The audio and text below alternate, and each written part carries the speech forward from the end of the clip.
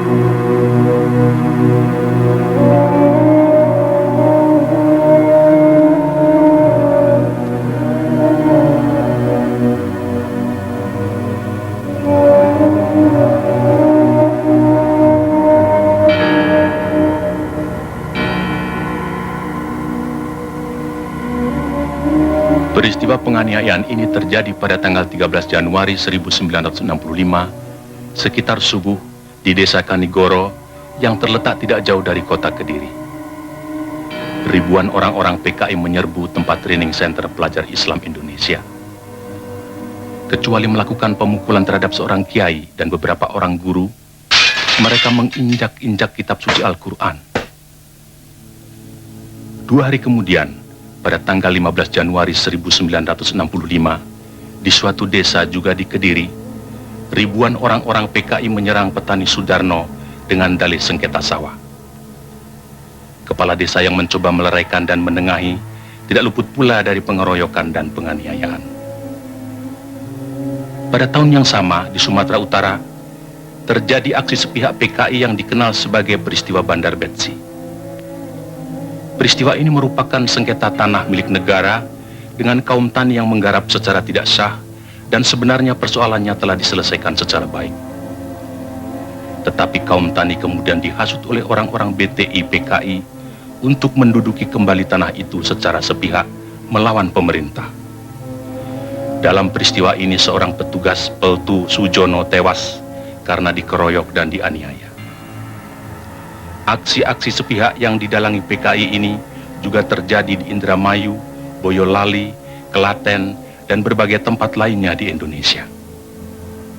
Sementara itu, sebenarnya pada bulan Desember 1964 terungkap adanya dokumen tentang rencana perebutan kekuasaan yang akan dilakukan oleh PKI.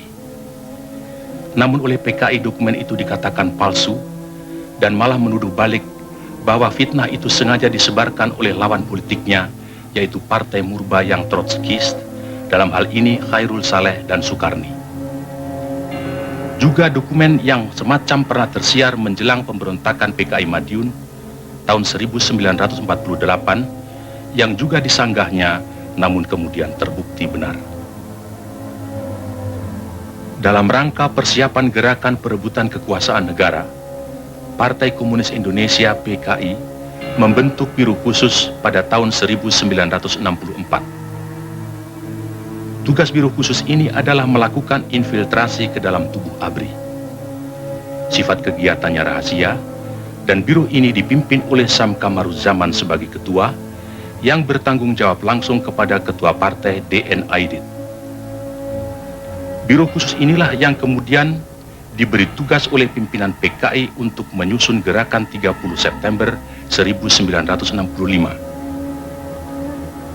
Sementara itu pula, atas saran Perdana Menteri Republik Rakyat Cina Zhou Enlai, PKI melancarkan tuntutan pembentukan angkatan kelima, yaitu agar buruh tani dipersenjatai. Tuntutan PKI ini tidak mendapat dukungan kecuali dari pimpinan Angkatan Udara Auri, Menteri Panglima Angkatan Udara Omar Dhani.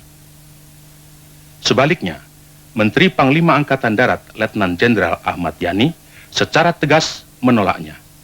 Karena menurut perhitungannya, pembentukan angkatan kelima akan menimbulkan keruwetan dalam garis komando maupun pengawasan kekuatan bersenjata di Indonesia. Perlu dicatat, gagasan ini sebenarnya tidak lepas dari kesanggupan Zhou Enlai yang menjanjikan 100.000 pucuk senjata ringan secara cuma-cuma. Dalam kenyataannya kemudian, meskipun pembentukan angkatan kelima tidak terwujud, namun pemberian senjata dari RRC ini tidak terlepas dari penyusunan kekuatan bersenjata yang digunakan oleh PKI dalam gerakan 30 September 1965. Karena sikap pimpinan Angkatan Darat yang tidak mau mendukung tuntutan-tuntutan PKI tersebut, dan juga karena PKI selalu mencurigai pimpinan Angkatan Darat sebagai kekuatan utama yang akan merintangi perjuangan PKI, sebagaimana pengalaman-pengalaman sejarah peristiwa Madiun tahun 1948, maka diciptakan isu Dewan Jenderal yang dikatakan akan melancarkan coup. Seiring dengan isu ini, dengan gencar tersiar adanya dokumen Gilchrist yang konon menurut versi PKI ditemukan di rumah Bill Palmer sewaktu rumah orang Amerika itu diobrak-abrik pemuda rakyat.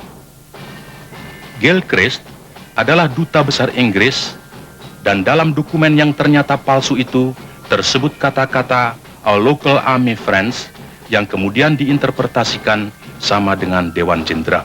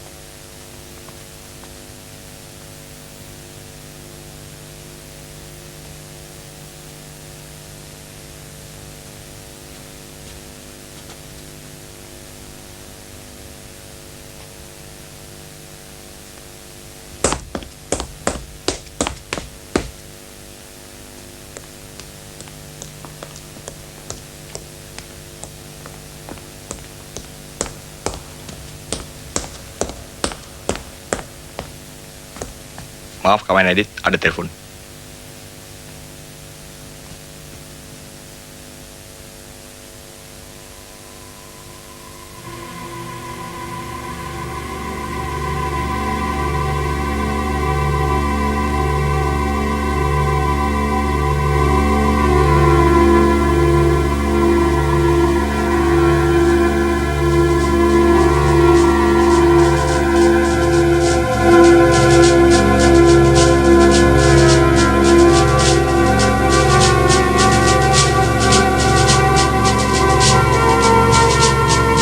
Bagaimana, Profesor Hu?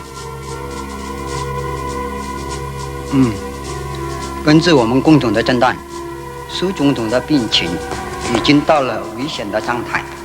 当然，这并不是说完全没有复原的希望，只是有2种可能性是对总统的议题极端不利，那就是若不产生瘫痪嘛，便是身亡。 Menurut Profesor Hu, keadaan kesehatan Paduka Yang Mulia Bung Karno cukup kritis. Tentu saja bukan berarti tidak ada kemungkinan sembuh. Tapi dua kemungkinan yang terburuk akan bisa menimpa Paduka, yaitu kemungkinan lumpuh atau meninggal.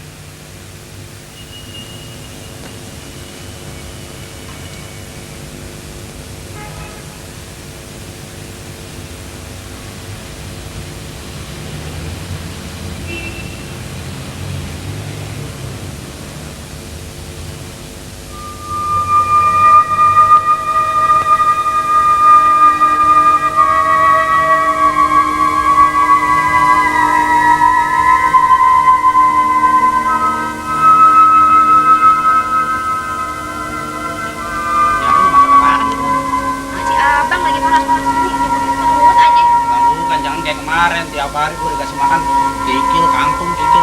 Maju dong, maju ah. Ngobrol mulu nih, brengsek deh. Aduh, udah tengah bolong begini. Ini kok laki ayah main pro aja. Maju. Dong, kaleng gue mana kaleng nih? Lagi. Ngomong-ngomong, bagaimana nih soal objek kita? Itu gantian. Maju. Gue baru dapat 4 liter nih. Bang. Iya. Jangan Iya, lupa. yang di kampung Jangan Bali lupa, tuh. jangan lupa. Putar sore aja. Gampang.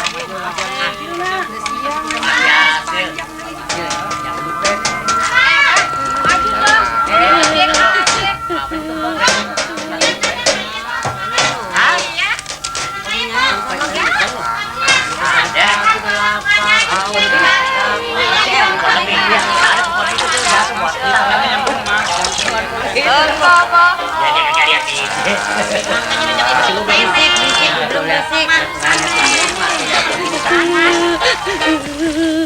Sampaikan tadi para pendengar, kita telah menikmati serangkaian lagu-lagu keroncong. Inilah Radio Republik Indonesia, Studio Jakarta.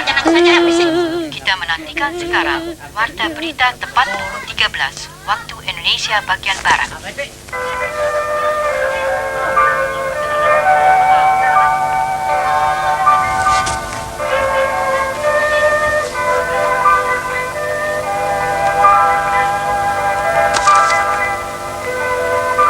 Beras sekarang mahal sekali, Pak. Lalu apa saya mesti jual harga diri saya dengan beras? Masuk sopsi, ikut-ikutan bernasakom, biar naik pangkat, naik golongan. Loh, kok marah? Saya cuma bilang, beras sekarang mahal sekali. Lalu, Kalau jatah beras kita terus-menerus dicabut dari kantor, lama-lama kita bisa makan baju. yang penting halal. Soal beras, soal dunia. Soal kedudukan, soal dunia. Loh, kok lewat depan? Pintu samping dikunci, Bu. Dapat berapa liter, Mbok? Seperti biasanya, Bu. Dalam keadaan bobrok seperti sekarang ini, kita harus lebih dekat kepada Allah. Dan jangan biarkan kita hanya mengeluh. Iman justru harus kita perteguh. Jangan mudah terbujuk oleh apapun. Juga jangan takut kepada ancaman komunis, sopsi, fana semua itu. Kalau bukan sekarang, bukan kita yang memenangkan peperangan ini. Insya Allah anak-anak kita. Insya Allah anak-anak kita yang akan menegakkan kebenaran di negeri ini. Saya yakin komunis dan kaum materialis akan hancur di mana-mana. Manusia tidak akan mampu selamanya bersombong. Seperti putra Nabi Nuh. Tidak lama lagi Hanif akan jadi orang insinyur pertanian.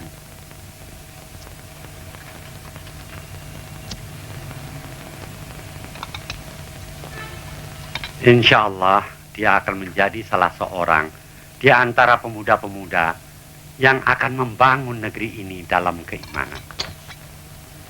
Membersihkan udara negeri ini yang kotor oleh kemunafikan, oleh syirik, oleh slogan-slogan komunis yang menyesatkan dunia. Astagfirullahaladzim.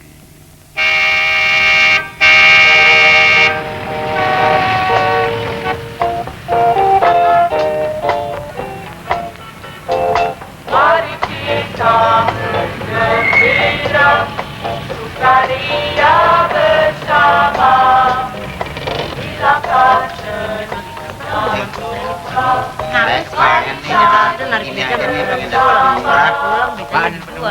Keras.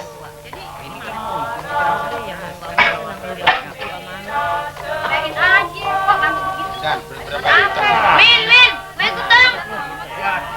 Ikutan dong, mau ikut. Siang jalan. Ikut dong. Wah, ini siapa punya bakul nih? Bakul saya, Bang. Bengong aja tuh. Udah jam 5 dikit gue. Babat mau aja. Bat. Kacang. Abang sih bukan Kacang. Mau diapain tuh? Diam lo.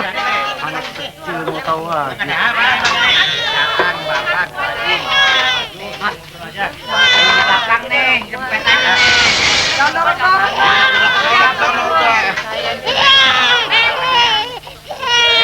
Jangan belajar. Kaki gue. Lo mau ngapain? Mau ngapain di kemari? Jangan repot.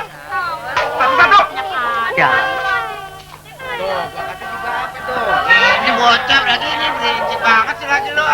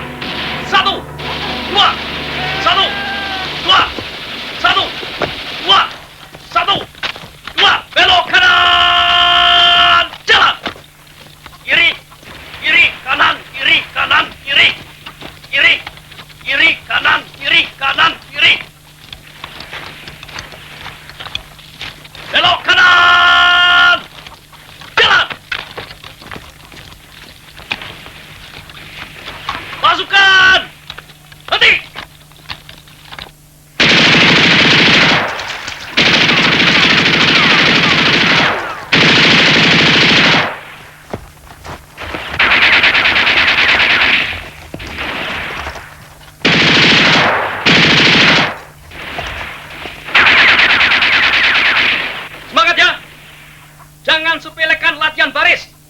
Dikiranya baris itu nggak penting. Sebelum bisa nembak, itu harus bisa baris dulu. Itu yang namanya disiplin. Ngerti? Tegak senjata! Gerak!